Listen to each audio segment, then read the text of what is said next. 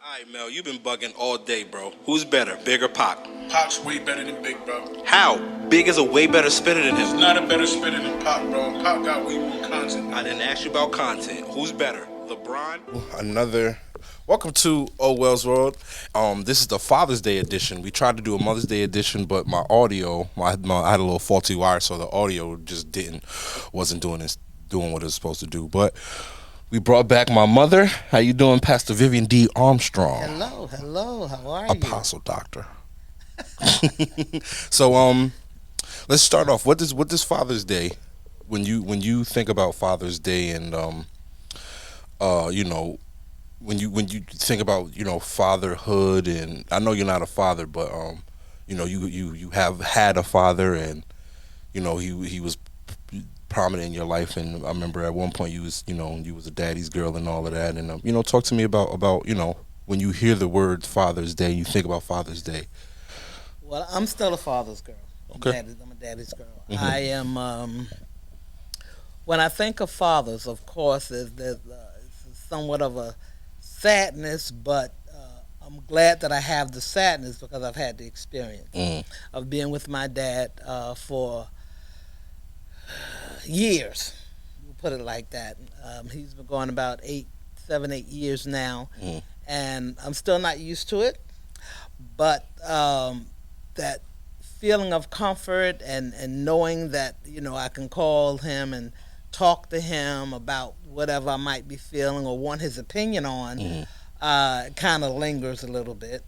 I miss, of course, seeing him and spending time with him and doing things that he likes to do, like go to singing programs, and he was a very avid wrestler fan, and we would go to Madison Square Garden and see some of the greats of old. Ain't gonna talk about these folks right now, but different things of that nature, and just having the experience of having a father in the home growing up, a man that would come home after hard day's work, so to speak, and be there, and we would all sit around and maybe sometimes, and I'm dating myself now. Mhm. Don't tell nobody. Mm. Okay, and listen to a little Nat King Cole, and we Mm. talking back the days The of greats. vinyls. I know y'all don't know nothing about no Oh, vinyls. come on, we know something Yeah, about vinyl. We don't use them, but we got them. yeah, and before Bill Cosby,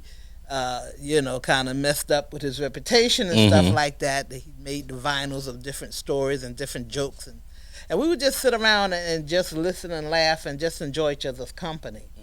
And I felt really good and whole and complete. You know, when I went to school and other folks was talking about their father, I could talk about my father too. And you know, saying, well, my father bought me this, and I can say, well, my father took me.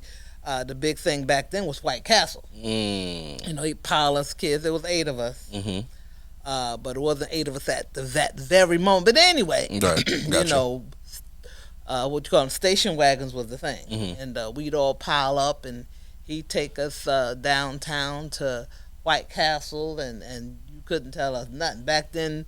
I think Sonic tries to do it now, but back then in the day, waiters and waitresses wore skates, Mm. so they would skate out to the car and they'd take your order, and You they'd ever go. see somebody fall? Huh? You ever see somebody fall? No, Okay. no, they had it together then. Now, but, you know, just different things, different old memories. Like even now, different things that come to mind. My father used to sing, had a very good tenor voice, and he was part of a singing group at the church, Mhm. and so we would have different activities, you know, based around his group, and they'd be appearing at different places and that kind of thing. And he loved Cadillacs. Love them. He absolutely loved them. Had to have one, and he would just get out there sometimes. And if he just took his handkerchief out of his pocket to wipe it off, Mhm. this was a thing for Dad. Got you. Yes, All right. So, so when we think about like the family structure of things, because you know it's been out of whack. You know, is the father taking out the home, you know, since the 70s, and you know we don't have to go down that history, indeed. Whole but line. what the importance, right? We talk about like how.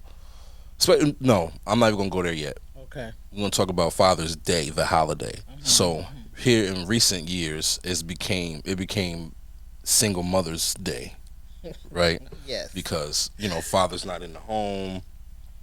For whatever reason, the Right. father left, or he's a Right. deadbeat, or he got sent away for hustling, or Whatever. whatever. Yes. And women have been trying to take on that role of trying to raise kids on their own. Yes. So talk to me about women who feel like, and it's not even a disrespectful thing, because we do understand that there are women who have to do or try to do both, or have to be Yes. there. Yes. But when it comes to Father's Day, this is about the fathers, not about the single mothers. That's correct. I've had two experiences as better than most. I've given birth to two children, and my first was a female, and her father for the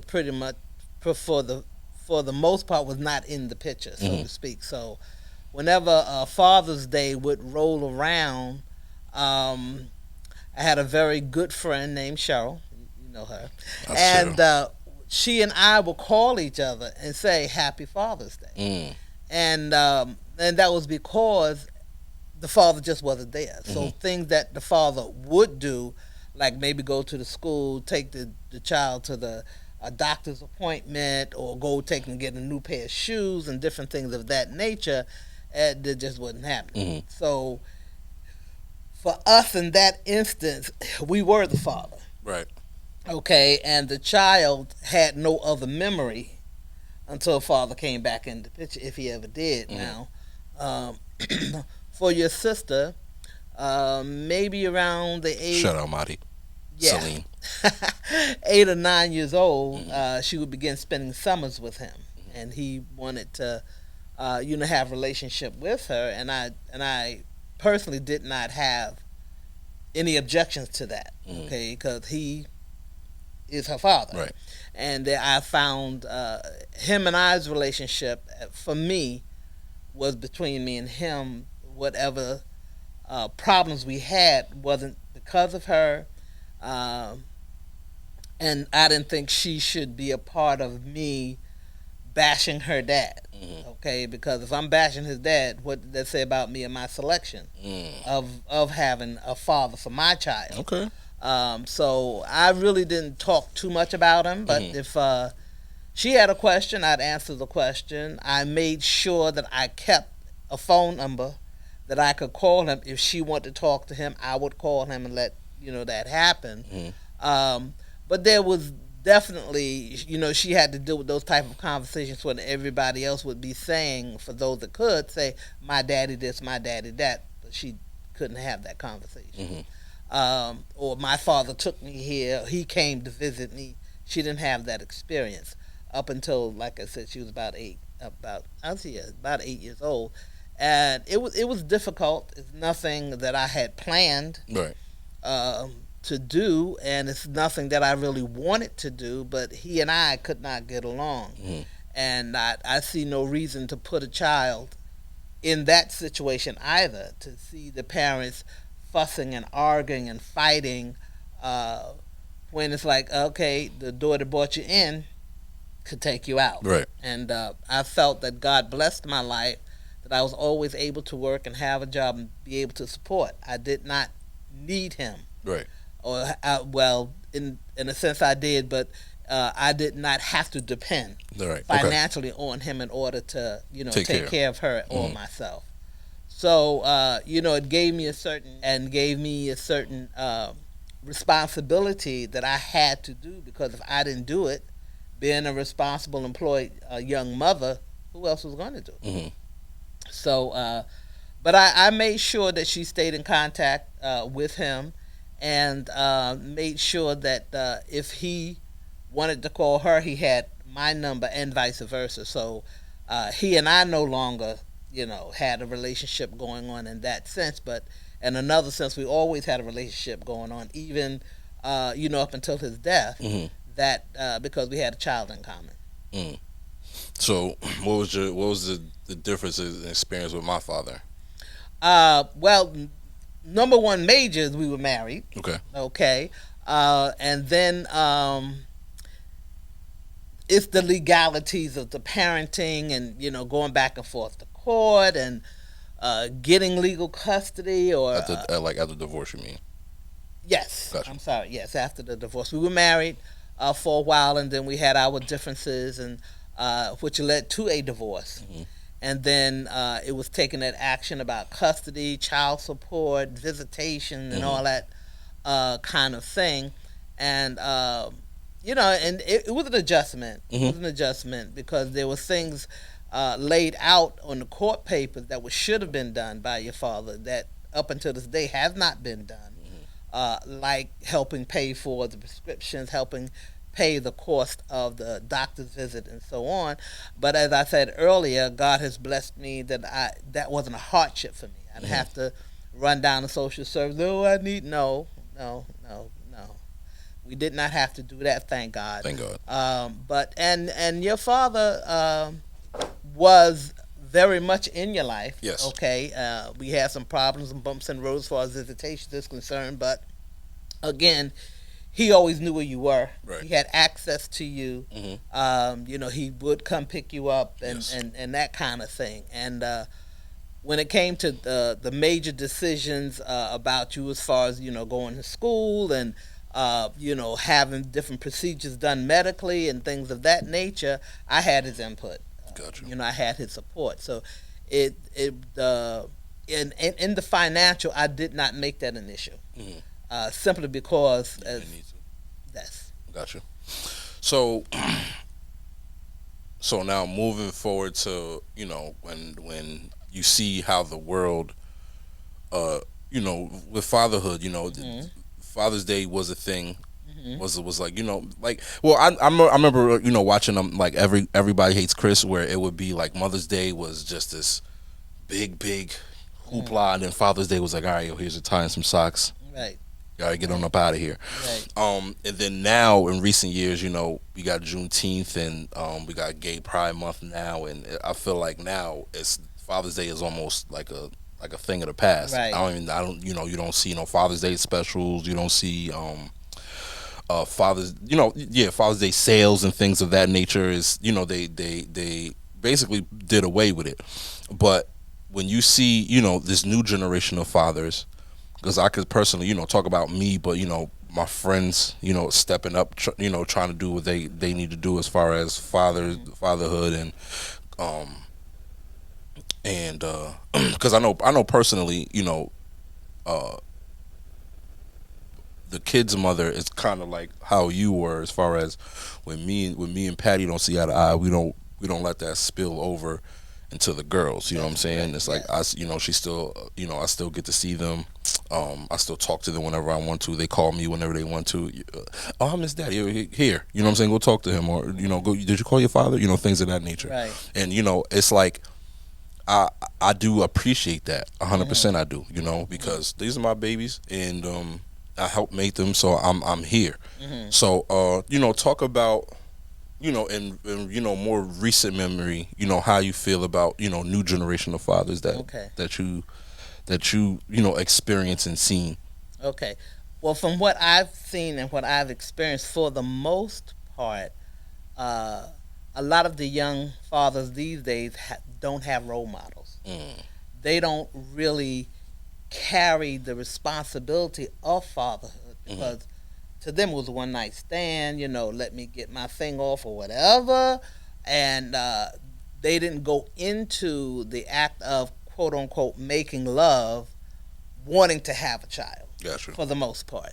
And when they were informed that, okay, you're going to be a father, it's either, who, me? It wasn't me. Wasn't mine. What about George and Fred and Frank and okay?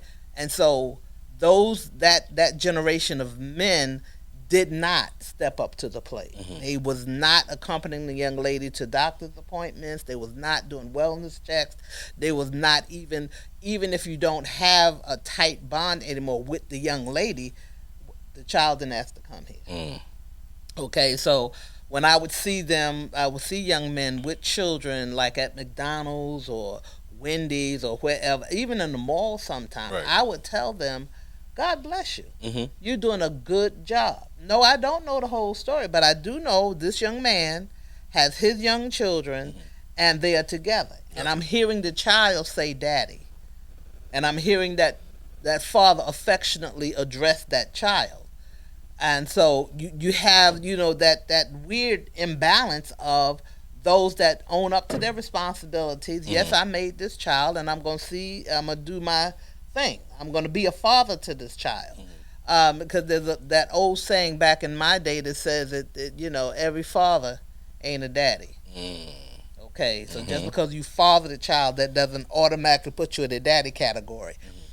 And it's proven itself out, in my opinion, throughout. But it also takes me back to how the children are affected by the lack of father or father image.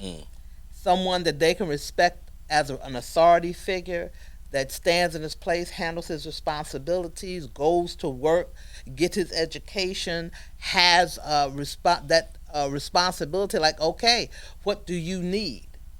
And then, okay, might not be today or tomorrow, but by the end of the week, that need is met. Right. Okay? And to get that love is important. We don't really appreciate sometimes the importance of a hug. Okay, because I'll call you up in a minute, son, I need a hug. Okay, yes, I have a husband and he gives good hugs, but there's a different type of hug from a husband than you get from your child. Right. So, and sometimes, and I look at your children, okay, when I'm with them, they run it and they give me the biggest hug, and this is so nourishing to my spirit and to my heart. Mine too. To have that, and for a child not to experience that, something's missing. Something is just not there. There's almost like a hole in their little spirits that can't be filled any other way. And unfortunately, we have more young people now that try to fill that hole in inappropriate ways, but they don't know no better. Right. They don't know no different. They don't have those alternatives. They can't. Everybody ain't got an Uncle Bob. You see, they ain't got a cousin Fred, and a male figure to fill that lack in their lives that daddy wasn't there to get. And I believe that if more young men, especially black men, I'm sorry, I'm not really being too prejudiced, I don't think, but to understand who you are. Where's your place? I believe that God created you all to be leaders in the home, at the workplace, in the neighborhood, on the job, etc., so on and so forth. When you have these lacks in your life, you don't feel worthy. So you might take all of the flack that comes.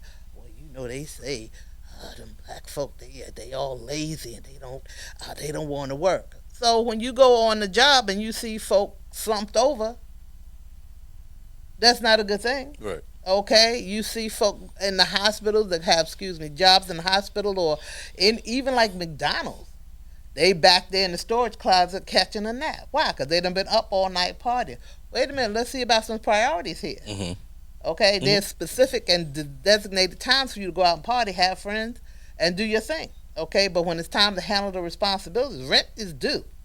We need some bread. Come on with the milk, you know what I mean? And Pampers as well. But there's so many selections today you got to make a specific choice. But a lot of the young men do not prioritize fatherhood. Fatherhood, I think, is in a sense a lost art. Now, you were saying that, you don't even see Father's Day sale. I differ. And it depends on where you look. Okay. Okay. No, it is not as popular a holiday as it used to be, because they, I think it's Stewart's now. They'll sell. I think it's the single scoop now. That's on special. Mm. 75 cents on Father's Day. Mm. But I also agree with you with on Mother's Day it was free. I mean, to say, yeah, it used to be free. There's some businesses, and if you chase the lineage of it, I'm sure you'll find out they're connected old school somehow to how we used to celebrate Father's Day, and it was a thing. Okay, on Mother's Day you cannot walk into a restaurant and have less than a 2 to 3 hour wait. Right. Father's Day, maybe an hour. It all depends. Okay, and it's a lost art in a lot of ways because there's not as many positive father role models now as it was back in the day. I'm sorry. Back in the day, they had this thing called the gentleman's handshake. So if two men agreed on something, talked about something, you said you was going to do this, and y'all shook hands, it happened. I don't know what you call it now, but a few years back it used to be word is got my word on that, and whatever, and that was very close, but it still wasn't as honored and respected as it was back in the day with the handshake. Okay, and just a lot of things in general. And I think that if a lot of these young men would get mentored, and that's easier said than done. Right. I want you to know because I tried with you for about 20 years to get you a mentor. Right. Because I know I grew up with my father in my life, and it made a difference not only in my life because there was 8 of us all together, but it was different when Dad was in the home with us, and they were separated and eventually my parents were separated and eventually divorced. But it made a difference when we knew Dad was there, and when we knew Dad was not there. Okay, our behaviors would change, Mommy's behavior would change. And we would think that we could get away with stuff that we really couldn't. But we tried. Right. But if Dad was there, we wouldn't even try. Trust me when I tell you. But yeah, the level and degree of fatherhood as I see it is very different now. I think the young men these days have different priorities. Right. And their perspective of life, depending on whether they actually had a father or father figure in their lives to help shape and mold their opinion of themselves as fathers and how they execute the responsibilities of fatherhood. So let's talk about stepfathers. What is the? Yeah, I want to talk. Yeah, let's talk about stepfathers and their importance and how they should be respected also. Okay. My opinion on that might be a little different from others, but the stepfather fits into the category for me as a father figure. Okay. When he becomes part of the family unit, it should be respecting him in, well, you remember when Rob and I first got married, okay? And at that point, he and I, you knew who your father was, so there was no question of, trying to reestablish or put a figure in your mind as, okay, you didn't know before, but guess what, this is your daddy. No, you had a relationship with your father, you knew who your father was, so it's like, well, what do you call him? Well, you can't call him father because you got a father. You can't call him dad because you have a dad. So we started off with you just addressing him as Mr. Robert. Okay, so that Mr. had on it intrinsically some respect. You didn't cuss him. You didn't yell at him. You did not disrespect what he had to say. Okay, and because I'm the common denominator between him and your father and you, I'm the central person in those relationships. Is that okay? Discipline, we got to talk about that. Okay, again, because he's not your father, does he have the right to discipline you physically? Well, we have questions about that. And initially, the attitude thing with you're not my father, and we had a few bumps in the road, but for the most part, he loved you. He treated you like his own child because he had his own children, his Right. own boys and girls, and he took up the role of teaching you how to do things even around the house, make up the bed, keep the room clean, and things of that nature. And y'all kind of got it off. Now, for a little bit, I did put my little 2 cents in there because it didn't look to me, and that's my lack of experience in being a man. Okay, because when it came to even potty training, I'm like, I can't do that. Nope. I'm not. I better get one of my brothers. Thank God for 4 brothers. Right. Okay, so you had some uncles to help out with certain responsibilities, but then when we got married, it was like, okay, now we got a man in the house, so you can handle that. Okay, and so that relationship grew from that part, and especially when I took my 2.5 cents out of the picture, because I had to understand that he was doing the best that he could, and you were doing the best you could. And if I kept interrupting, that would hinder the relationship. Right. As long as it wasn't he's trying to kill you, or he was doing something that was so left field that I could not even grasp it, Right. I kind of backed myself up out of that. And then I'd get in his ear later on. Well, listen, Ronell did this, and you said that, and I didn't appreciate that way that did. I would not have those discussions in front of you. I would wait till at night you sleep, me and him in the bedroom. Listen, let me tell you something. Okay, that's my baby boy. Now Right. he was there with me, for me, and all of that before you came along. I play, but I don't play that. Right. Okay, and keeping that consistency. So a lot of times I tell mothers, I've counseled with mothers that have that situation, and I help them understand you are the common denominator. Okay, you cannot allow that child to say, wait till my mama gets home. I'm going to tell my mother. No. You tell your mother, you can tell me.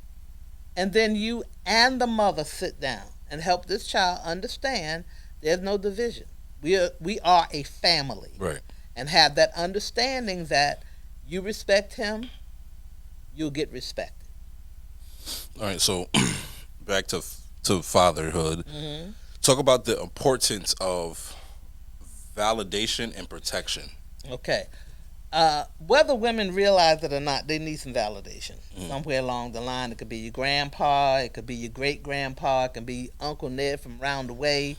You need some male figure to validate your femininity.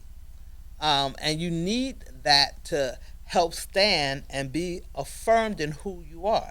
It's very hard to identify with other females, whether you choose to be straight or gay, to have that solid, I shall not be moved because I am who I am, without some validation.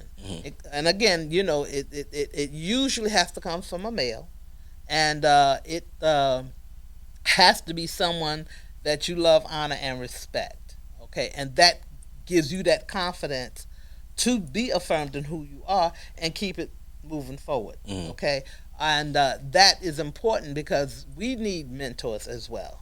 Women need mentors. That was me. Women need mentors. We need that example. Who are our examples? Okay, we look at so much going on in political arena these days, and even just watching TV, and it's very, very difficult sometimes, and to understand what they went through. When we say back in the day, what are we saying? What are we talking about? And for the young people that is coming up now to have a concept of what we suffered through back in the day. Some of our young and we can kind of look and pick and choose certain scenarios in our children's lives.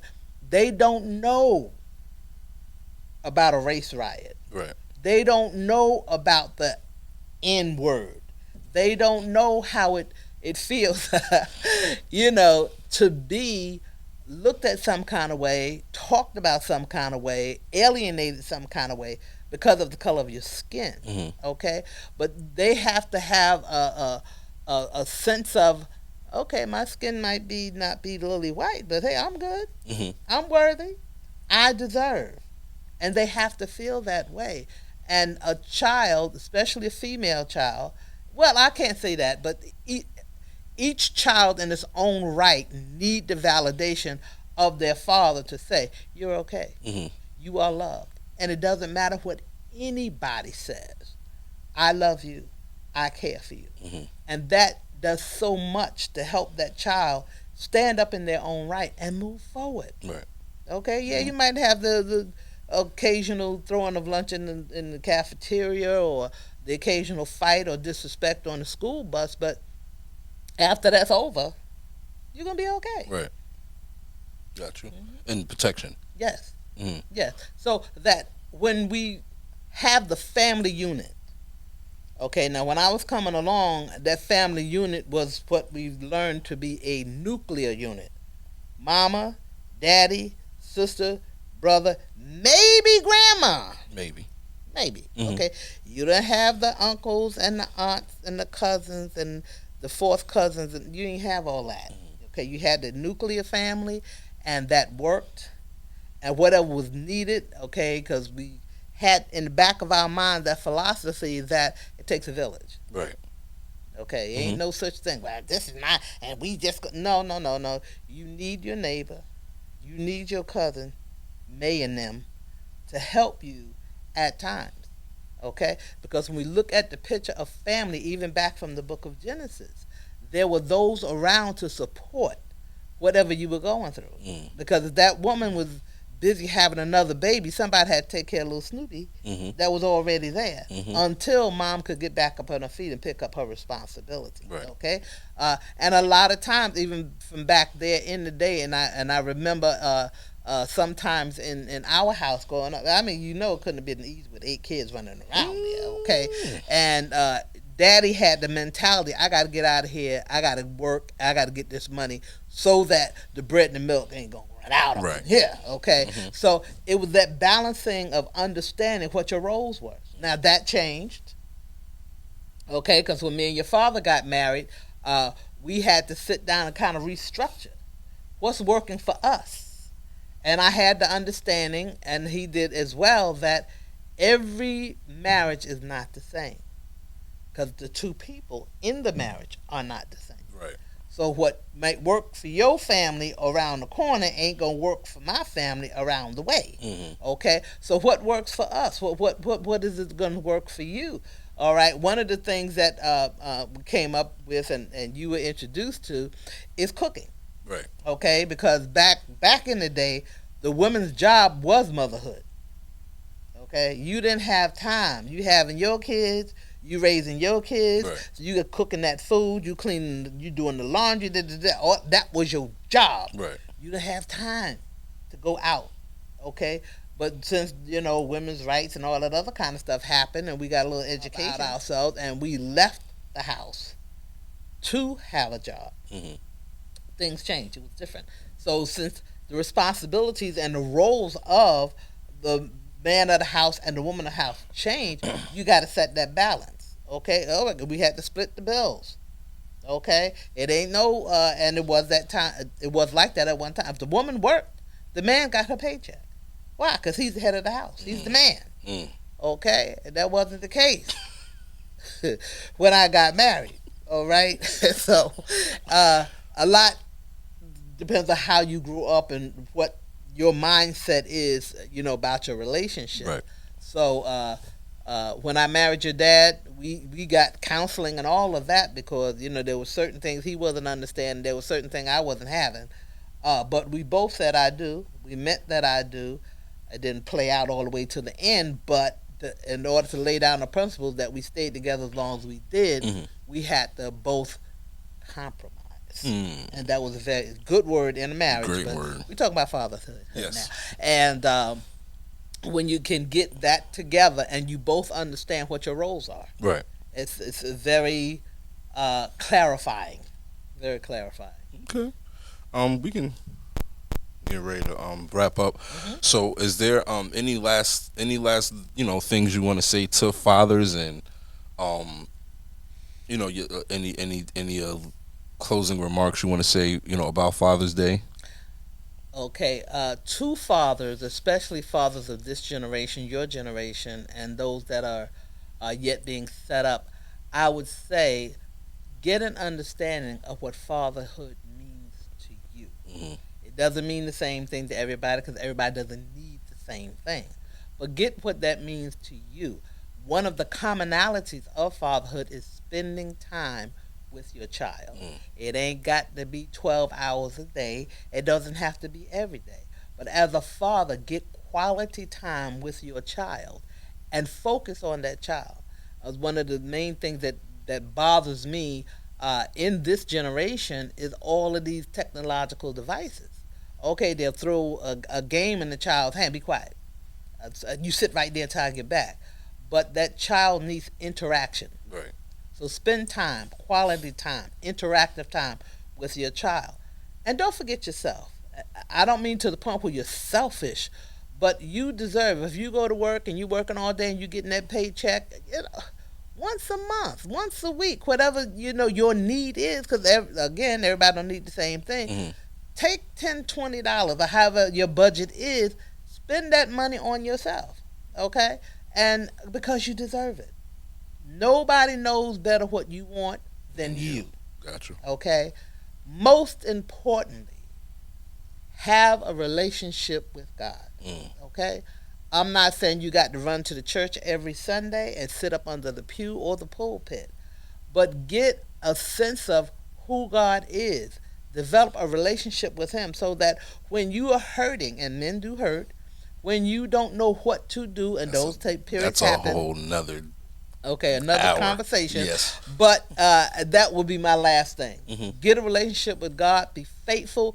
Keep Him a part of everything that you do. As far as, just a general thing about fatherhood or Father's Day, as we've learned, as mothers have learned to say, yeah, they celebrate us once a year, but it's Mother's Day every day.